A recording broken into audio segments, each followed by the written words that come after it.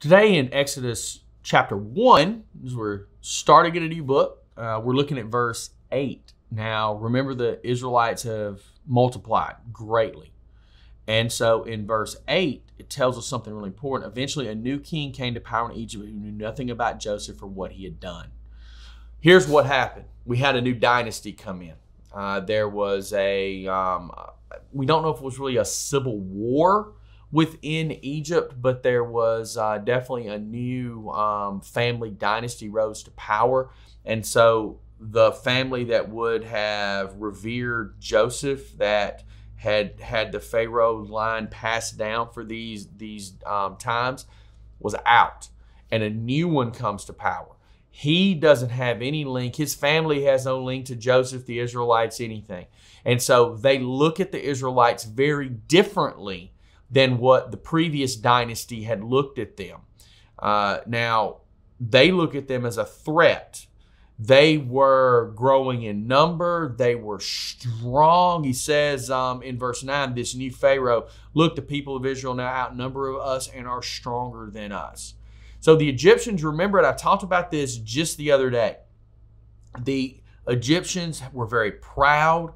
They bluntly were racist. I mean, which pretty much all the different people groups back during this time were like that. They saw themselves as superior, others as inferior. This is, you can flash forward to the Persians, the Alexander the Great with the Greeks, the Romans.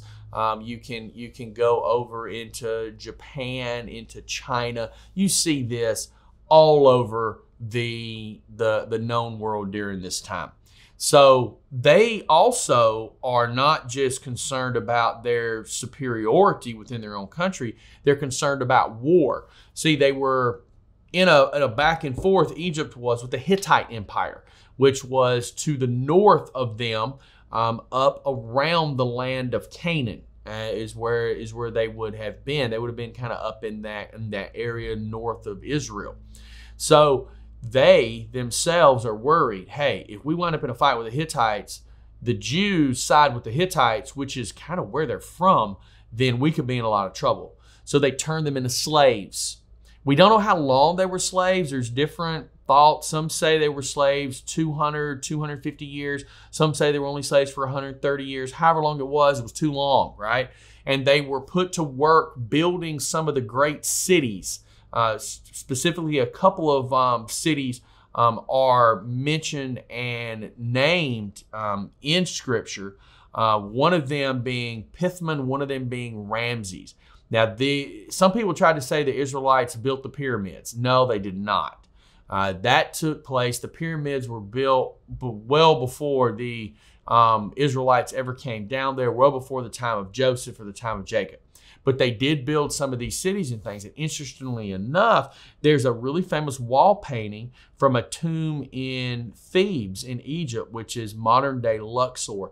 The tomb has hieroglyphics of an overseer looking over brick-making slaves during the reign of Emperor Thutmose III.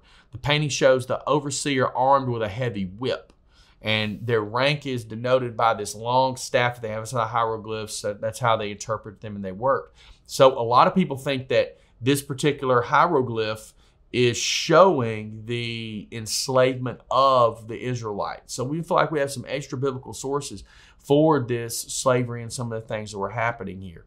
And we'll talk more about the time of the slavery and the rise of Moses another time. See you soon.